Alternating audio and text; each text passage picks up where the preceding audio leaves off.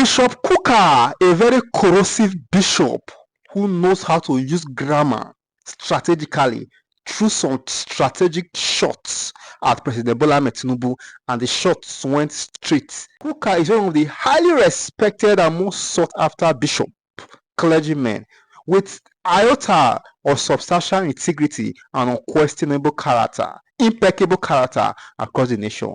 I make the point that very often we confuse leadership with office holding. They are two conceptually different things. We confuse office holders with leaders. It is possible to hold an office and not necessarily be a leader. It's also possible to be a leader and not have an office. Okay, there are people who are governors, there are senators, there are presidents, there are ministers, and so on and so forth. But of course, there are also non-official actors who are also wielding far more influence. So really, leadership is about, can you measure the capacity of the person holding the office to influence citizens?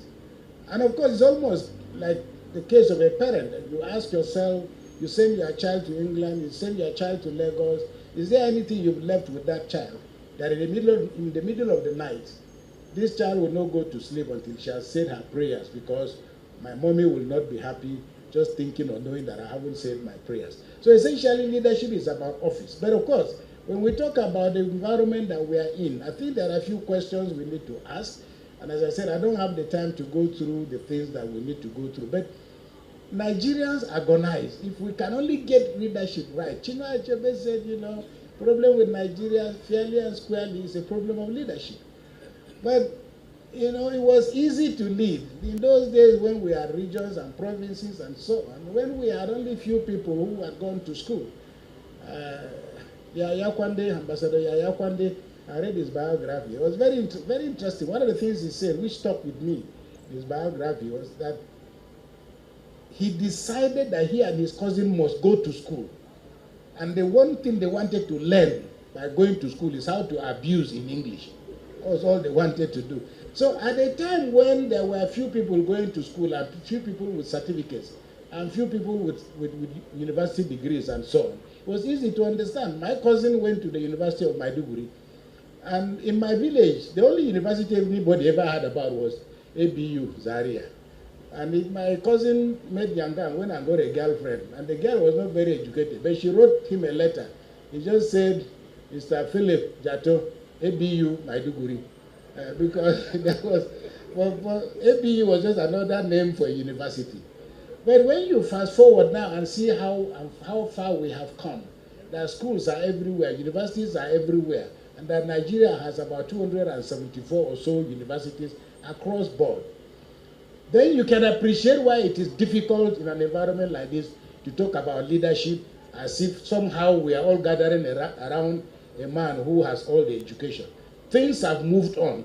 And as you can hear from the things that these young people are saying, the kind of language, the kind of English, the quality of their presentations, we couldn't talk like this even when we were in our 20s and in our 30s. Many of you here buy all these very expensive phones. I've got my own, it's broken, I don't know how to fix it, I don't know what to do with it. But many of you here with all your education, with all these wonderful phones, when they get spoiled, you start looking for your 5-year-old daughter to tell you what to do with the phones. So things are changing, and we therefore need to be more modest when we talk about leadership, as if it is, because in the old way, when we talk about leadership, we talk about Nnamdi Azikiwe, we talk about Awolowo, we talk about Sardauna, all these people whose names elicited fear. I remember MD Yusuf of blessed memory, a great man. I met him, he came to London, and I was a student then, and he took me out to lunch, and we were just chatting, and I said, how did you end up in the police force? And he said, well, when he was studying in London, he had no intention of going to the police force. But that one day, Sardauna came to London, and of course, all the Arewa children ran to go and see Sardauna, and they all were sitting there, whose son are you? And when he told them who he was, okay, he was finishing school. So, okay, you're finishing school, almost 6 months, come back to Nigeria and join the police. He said, me, studying in London, going back to Nigeria to join police. So, of course, he had the Sardauna very well. And when he now went, he said, can you imagine this old man saying, I have to go and join? What am I going to do with police? So his friend said, Oh boy. Sadona said go and join police. You will go and join police because Sadona has said so. But now, Senator David Mark, with all the Senate President of Nigeria, His Excellency the Governor, if you tell your 10-year-old child, you know, it's time to go to bed. He said, now let me finish this screen first. It doesn't matter. The questions that, because this is how leadership needs to adjust, that things have changed and things are changing. And therefore, when we talk about leadership, we must be a bit more modest. But of course, more importantly, you know, Africans, there are a few things in Africa that we must shed off if we are to survive. They become embedded in us. That is what we think of women, what we think of children. You know, I was told that when an Igbo woman, she was a professor. Maybe it's not true, but she was a professor. And she gave birth, and her husband had traveled. And they gathered in the house. The people gathered. They had to break kola nut. The husband is not there. This is her first child. So they had to go and open the hand of this boy who is 1 week old. They open his hand, put kola nut, and say, a man has touched the kola nut. Therefore, we can now break it. So because the mother and the other children, a man has touched the kola nut. The whole question in Africa about what it is to be a man. Because men will say, imagine this woman. If you are married to a woman who is a professor of political science, or even if she were governor of the central bank, and they come to your house and men are talking rubbish, and the woman decides to put mouth in a subject she knows very well. When the men leave, what kind of woman you marry? Men were talking. Your wife also talk. She's a professor of political science. You never go school.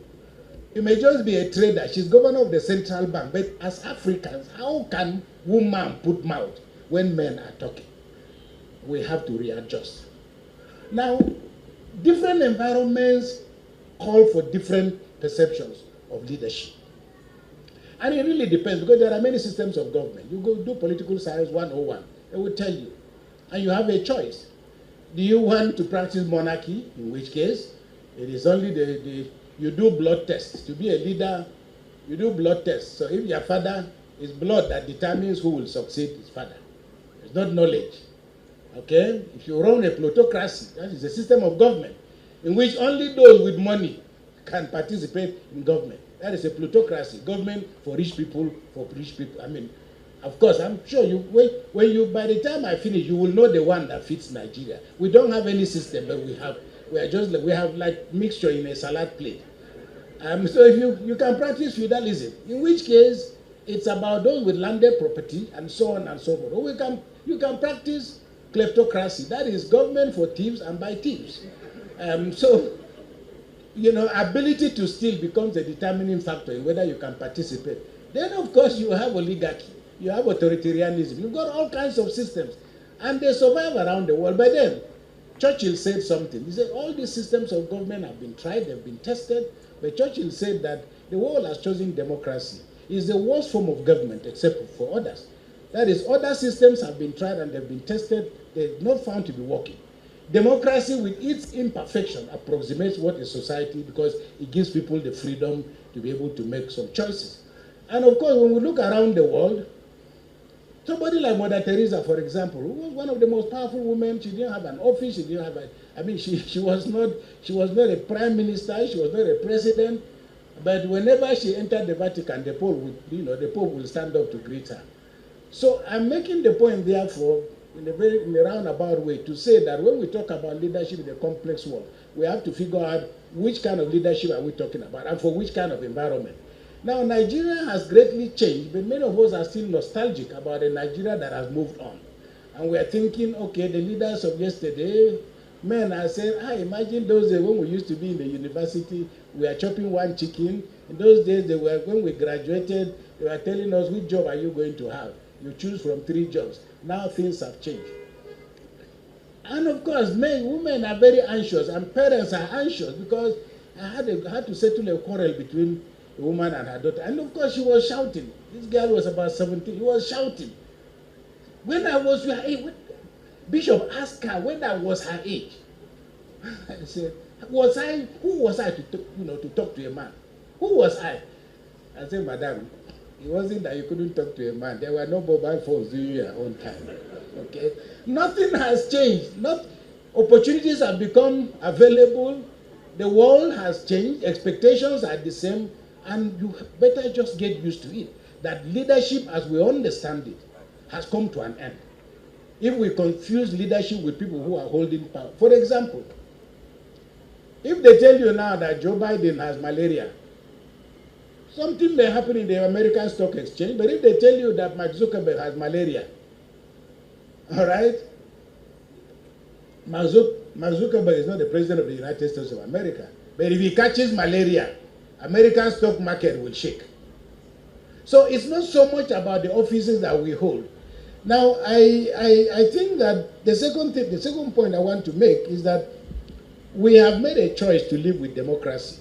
As it is, we know that our democracy is hardly working, hardly functioning. Although I'd make quick to say that we are very impatient with ourselves, very, very impatient. And Nigerians are surprised when I tell them that, don't think about tomorrow. We have done pretty well. We are not happy, absolutely, and we will probably never be happy because that's not how the world is. You've got this, you want this. You want this, you get it. We will remain in that way. We are insatiable. That's how we are as human beings. Now, we are not in a perfect place because perfect places don't exist. And we shouldn't be looking for leaders who will take us to a place of perfection because nobody has found that kind of place. However, there are minimum conditions that we require in a leader. And I think we need to use them to measure the whole concept of leadership. Now, what does a leader need to have? One of the most fundamental things that I think is missing in Nigeria is knowledge.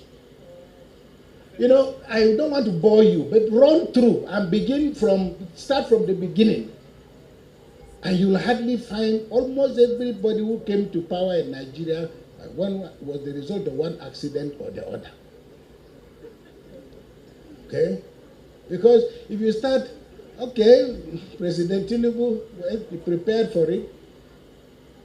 We're still stumbling, we're still trying to get off the ground. But he took over from Buhari, who had already given up. Buhari took over from Jonathan, who was thinking he would be finished being deputy governor and then go somewhere else. And then something happened. He took over from Yaradua, who had actually said he was going to teach in Maiduguri University as he was finishing his term as governor. Who took over from Obasanjo, who was in prison and not expecting to come out of prison. Then somehow he found himself out of prison. Who took over from Abacha, who sadly, even though the 5 political parties had said he would rule forever, unfortunately, nature took him. Who took over from Shonekon, who was busy with USC, and then they told him to come and be head of state. Who took over from, we can go all the way down. But fundamental to governance is knowledge. Knowledge. You have to have a deep knowledge of the environment that, because if I ask you now, how do you become a minister in Nigeria? Really, those of you who have been, how do you become a minister? You don't become a minister of the Federal Republic of Nigeria. I remember just listening to Trump after Trump had won. In 2 days after Trump won the elections, people are already sending their CVs to Washington. Nothing to do, they didn't say that they are members of the Republican Party, no. They are just sending their CVs and saying, I have capacity to serve. They will screen the CVs and decide. In Nigeria, because you don't need to look far and to explain why this country is dysfunctioning, why we are malfunctioning. The reasons are obvious. How do people become ministers in Nigeria? Nobody looks at it. If you talk about civil, they say, what are you talking about? Now, if you appear at NNPC with a PhD or in the best university in Nigeria and in the world, for example, Imperial University, where they study oil engineering, it will not give you a job in NNPC. And they will tell you, we know they do paper here now. So if you don't have a basis for team selection, and everything happens purely by accident, and manipulation and machination, then there are consequences. I like football, and I'm happy that at least some civilized person is here holding Yes, yes, you. Civilized man supporting Arsenal, a very civilized man, this guy. So now, you know, I like football, but my favorite coach still remains Westerhoff. Everybody who has come and gone, I just they looked at Westerhoff. There was one interview he granted, and it struck me. He said that one game that Nigeria was playing, I don't remember. It was a game that if we won, we will go to the World Cup. If we lost, we will not go to the World Cup. So Nigeria won quite all right, but the journalist now asked Westerhoff. There were two defenders, I don't remember their name. One was quite good. The second one was next to him. So Westerhoff decided to play this guy who was not that good. So when they asked him, why did you decide to play? This guy is a much better defender. Westerhoff said, no, the defenders were not my problem. My problem was J.J. Okocha. If he starts enjoying the game, he can't obey orders. We can't find him in the field. And he said, this other defender who was a better defender, if I tell him to stand here, if he sees that JJ has moved further, he will move. But this other one that I played, if I tell him to stand here and not move at all, he will stay until the game is over. That means that a leader must understand the psychological state of mind of the people that he has. That's why you call it assembling a team. And when Nigerians assemble teams based on what which doctors have said, based on witchcraft, based on what prophets are saying, both based on those that you have connections, it will come with consequences. And the result is why we are still on the tarmac, unable to take off. Now, you know this word called nepotism. The word called nepotism, what does it mean? Favoring. Do you know who first came up with this idea of nepotism? It's the Catholic Church. Because in the 15th century, what the Catholic Church was doing was popes were favoring their nephews. Okay, and the word nepos in Latin is nephew.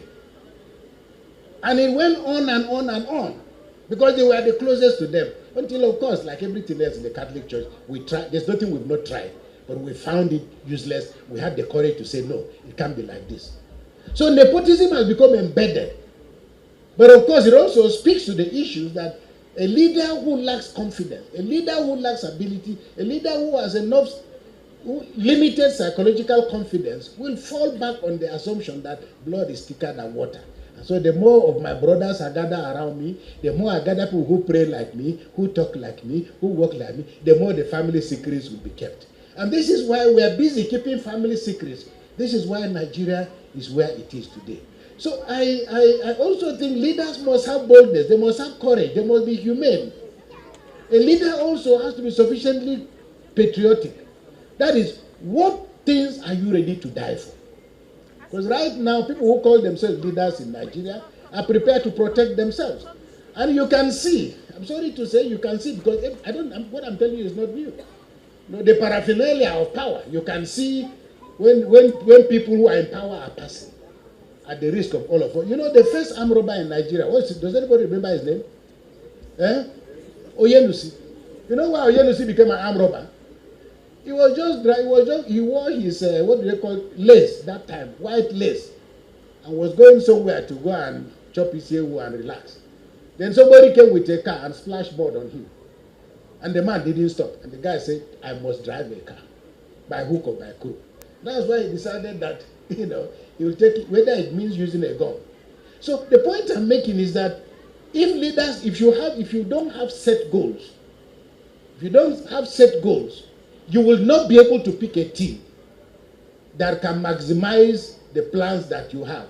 And so, to build a complex world, we must also find a way of thinking through very clearly what is the world looking like tomorrow. Because if we become so incestuous that we're only looking inside and look at rewarding party members, and rewarding nephews, and rewarding sons, and rewarding daughters, and rewarding in-laws, and so on and so forth, what will happen is that loyalty will transfer from the nation itself to individuals. That's why you find that, I'm sorry, you know, the Nigerian military, the security agencies, they believe that their business is to protect whoever is. So loyalty to an individual is more important than loyalty to a country. And because Jobs have been given by means that nobody knows. Loyalty to our country always becomes very difficult. I don't want to take, because I've got quite a few things I want to say, but I know that there isn't much time. When we think about what tomorrow might look like, you've seen the things that these young people have done. And these schools of this nature are all over Nigeria. Exceptionally brilliant young people that are everywhere, looking for a world and looking for where to succeed. Now, I always tell people, and Your Excellency, please, don't, we've been saying for the last 20-something years, Governor, they will gather all of us and tell us, come and see the dividends of democracy, giving you dividends of democracy. My friend Padutomi once said to me, he said, if you hear two Nigerians talking, and one Nigerian said, our governor did 50 kilometers of road in 8 years. Another person said, 50K. You are lucky, oh. Our own started 20 kilometers, didn't finish. So when people talk about the dividends of democracy, they are producing infrastructure, roads, railways, light, and so. But these are not the dividends of democracy. And I will tell you, I'll provoke you. If they were the dividends of if democracy was about infrastructure, we will still be worshiping Hitler today, because the infrastructure that Hitler left in Germany was unrivaled. Apartheid will still be in South Africa today, because what was built in South Africa was built under apartheid. Democracy's benefits are often not necessarily measurable. They are largely intangible. It is understanding how to expand the frontiers of human imagination. So if you have children brilliant, and you constrain their imagination by focusing on a country that rewards based on parent, that rewards based on who your father is, or who your mother is, or what tribe you come from, then it is little wonder that then as now, we're just turning round and round in circle and going nowhere. Now, of course, it is often impossible to foresee the future. Almost impossible. But if you look at what the Americans did, a young man said he wanted to join the Navy. And his father had died and left him with his uncle. He said, I want to join the Navy, uncle, after I finished secondary school. The uncle said, look, you cannot join Navy. Cannot join Navy because your mother died in a boat accident. Your father died in a well. So anything concerning water, you won't touch it. And the boy said, go and think. I give you 1 week. Go and think about it, but you won't do Navy. So the boy went. After 1 week, he came back. The day he came back, his uncle they said, where is uncle? He said, uncle is still sleeping. So he waited. Uncle woke up. As uncle woke up, he said, okay, Andrew, you've decided? He said, yes, sir. What do you want to be? I want to go to the Navy, sir. What, you mean you don't hear what? He said, but uncle, like, how did your own father, how did your grandfather? He said, you are asking about my grandfather died peacefully in his sleep. But uncle, I came and you were sleeping. If your grandfather died in his sleep, so why are you sleeping? If you say my father, the point I'm making is to encourage these young people to learn to be rebellious. Rebel against your parents. That is the first thing I will encourage you. It doesn't matter because, one small boy, I will tell you why I'm encouraging you to rebel. Don't smoke Igbo. Chairman is here. One small boy went to his father's room and he was playing, and I think threw his shoes on the father's bed. The father came. He pulled him by the ears. He said, what is this? He said, my shoe, daddy. What have I told you? Putting your shoes on my bed. What have I told you? Have I not warned you? He said, that you have warned me, daddy. Okay. Daddy, I think everybody should just go back to his father's house. Okay? Everybody should go back to his father's house. Daddy knows that the father he left was sleeping on a mat at home. They said, I put my shoes on my father's bed. Go and put your shoes on your own father's bed.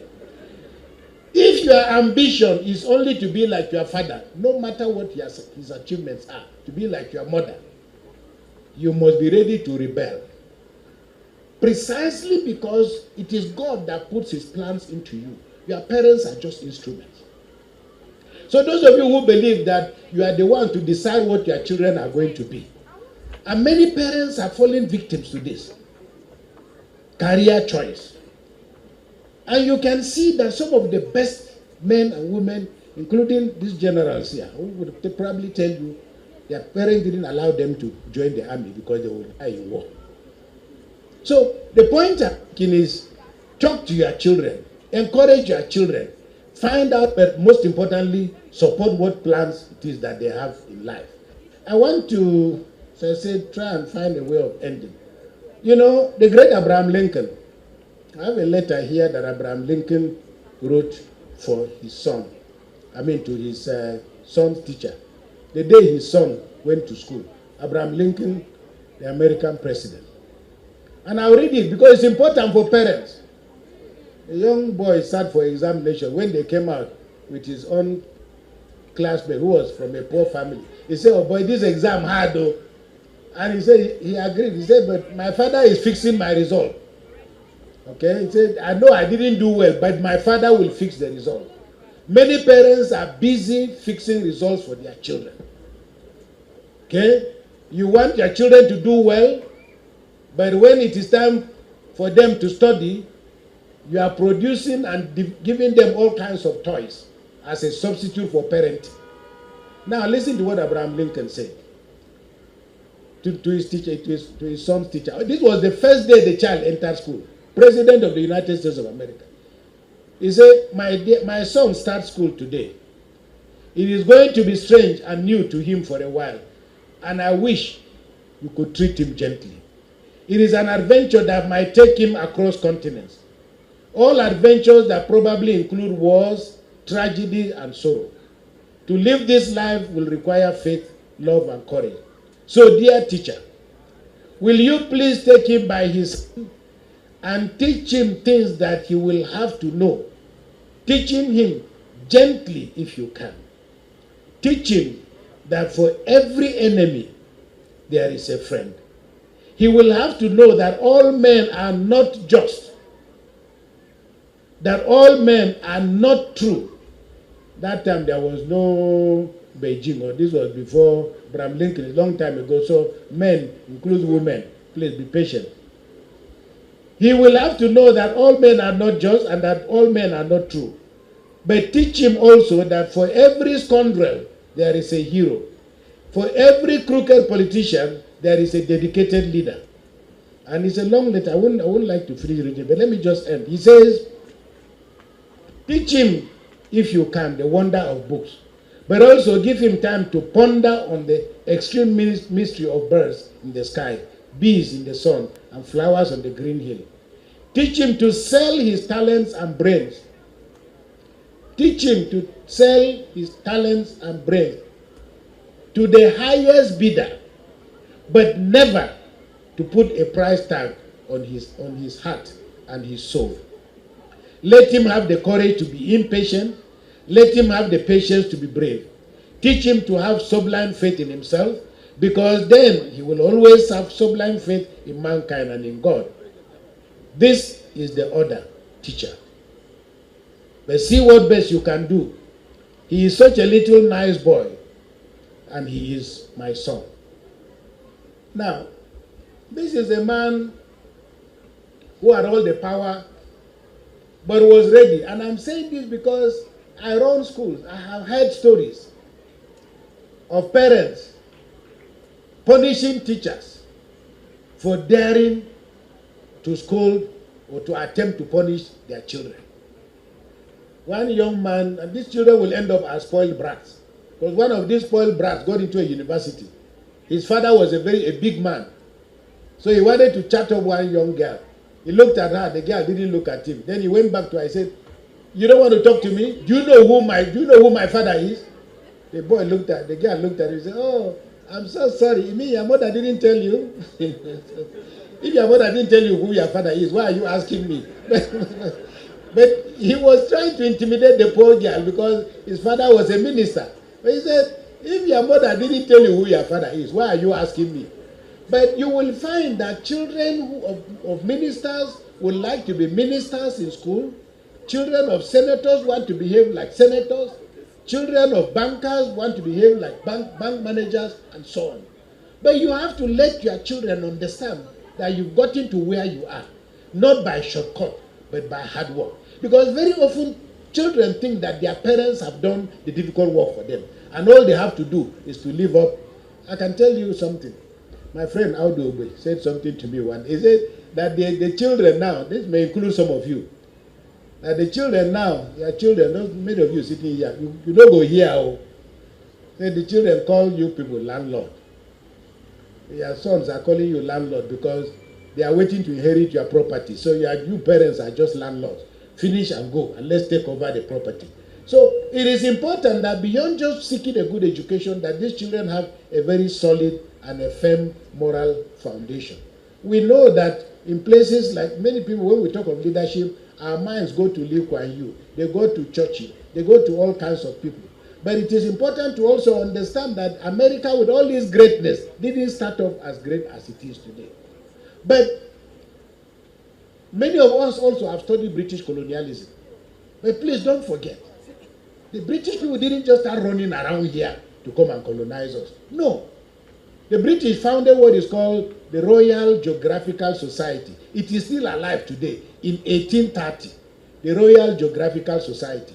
And that society privileges men and women up till today who love geography. So all these people, whether Mongo Park, all these people who are running around the world, they took money from the Geographical Society to go on exploration. And I'm making the point because nothing happens by accident. When the Dutch arrived in South Africa, what is now South Africa, in 1652, okay, they knew what they were looking for. By the time, for example, that the King of Belgium, Leopold, decided to take over what is now the Congo, he left over 10 million Africans with one hand. The point I'm making is, a leader must understand the nature of the resources that are available. And unfortunately for us in Nigeria, the resources that we have, we are unable to make use of them because we are focusing on ethnicity, religion, gender, and other differences. And this is why it is increasingly difficult to talk about excellence in Nigeria. So if you are thinking about a complex world to which you are going to be able to compete, then you must do more than what we are doing now. I was talking to somebody.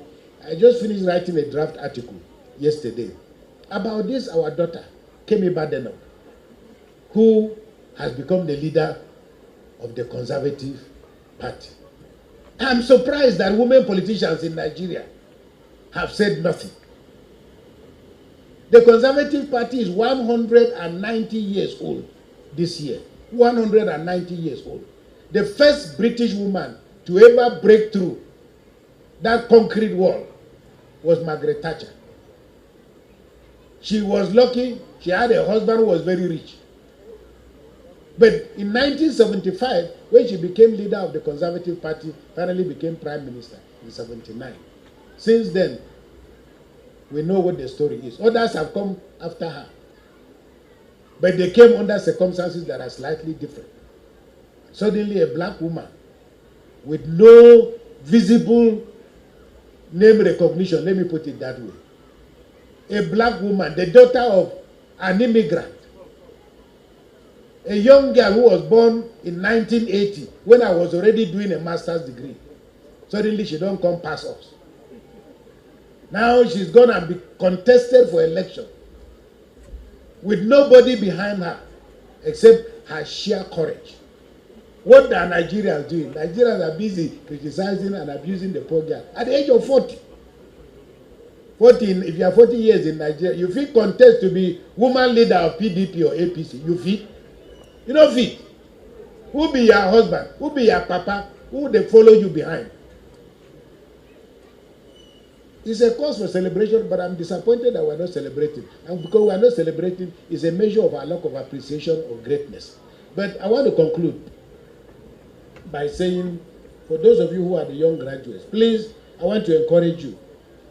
Don't focus on the resources that your father has. Don't focus on the position that your father has. Focus on what God wants you to do. And so in your prayer, ask God to direct your path. Because you may finally become successful in life without your parents. We don't know. Amaka did not plan for a life like this. Ndoma and his wife did not plan for a life like this. So, but children must learn that a day might come when you will have to stand on your own. At that point, your father may not be around, your mother may not be around. And parents must also encourage children.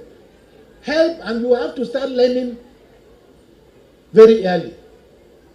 One little girl, the family used to say prayer. Today, father will say, mother will say, brother will say, all of. So this small girl, she was 4 years old. So she said, Mommy, me too, I want to pray. The mother said, okay. We don't know what she will say, but everybody, they had to just consider. They said, oh God, our Father, we want to thank you for our mommy and our daddy. Oh God, I want to thank you for my sister Chisoba. Please, my brother is going to do exam. Please, God, help him. God, please tell Chidaran to stop beating me. Amen.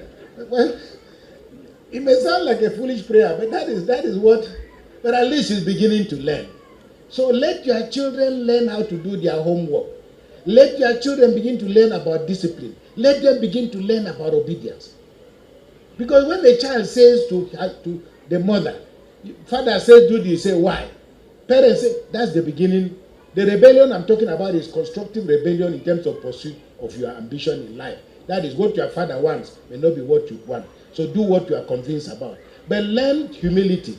Learn to be kind. Learn to pick up litter. Learn to cut grass. Learn to make friends. Learn to welcome visitors. Learn to visit orphanages. Parents, learn to take these children. Not everybody who is living, there's a British musician called Annex, I think Annex, whatever, I mean, oh God, I forgot it. But she said one day,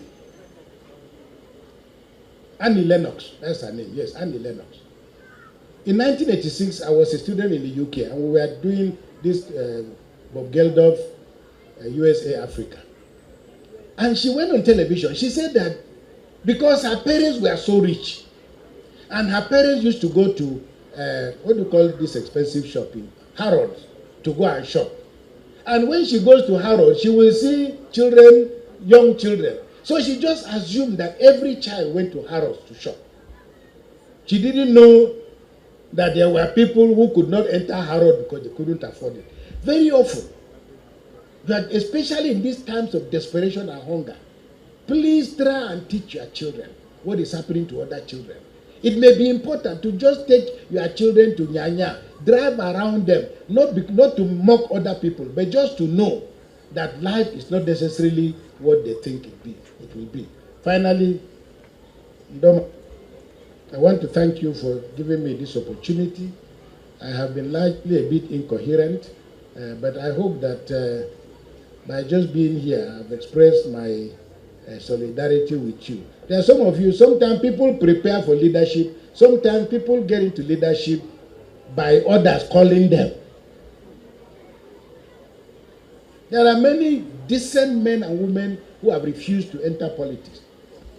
Very often we can persuade those people. There's a story, and I will end with it. A king had an only daughter, and he wanted to give her out in marriage, but like nobody fit. So the king said, look, the only person who will marry my daughter, I have a pool here with crocodiles inside. Anybody who can swim from here to the end will take my daughter as a wife and take some of my wealth. And she was an only child. So the men showed up. The men appeared all dressed up. They looked at the crocodiles. Everybody moved back. Then suddenly everybody looked around. They saw one man swimming.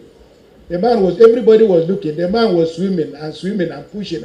Finally, he got to the end. Everybody burst into applause. And so when he came out, the king said, well, now you're going to marry my daughter. But can you please tell us, what is it? See these crocodiles? It turned out that the crocodiles were actually not real crocodiles. So the man said, can you tell what is it? Why were you not afraid? He said, okay, I was just standing. Now person push me. So, now, they said, now push person. Who pushed you? It turned out that his friend who pushed him knew that he was brave. But he himself didn't believe that he could swim through the crocodiles. So sometimes these murky waters of politics occasionally push a friend. Because we cannot depend on politics of those who simply come almost because they want to make themselves rich. We must be able to have a system that inspires a younger generation of Nigerians. Thank you so very much, and God bless you. Good night.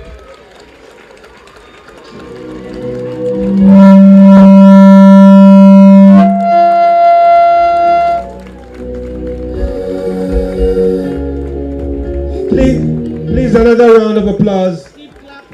Kukah is now coming out to say President Bola Ahmed Tinubu is struggling with his government, that he looks like a man who lacks what it takes to lead effectively and to transform the nation and to put the nation in the trajectory that would procure Nigerians the full dividends of democracy which we all deserve. Hitting the right spots within the body and policies of President Bola Ahmed Tinubu. Kukah has blasted and berated the president over his manner of nepotism. Remember that many prominent Nigerians has complained, saying that the president was nepotistic in his appointment under his administration. Kukah is now coming out to say President Bola Ahmed Tinubu is struggling with his government, that he looks like a man who lacks what it takes to lead effectively and to transform the nation and to put the nation in the trajectory that would procure Nigerians the full dividends of democracy which we all deserve. Kukah is one of the highly respected and most sought after bishop, clergymen with iota of substantial integrity and unquestionable character, impeccable character across the nation. Kukah is known public speaker, a keynote giver in strategic occasion, most especially in project commissioning and anniversary services or occasions across the nation. Hence, this statement coming from Kukah is strategic this time around.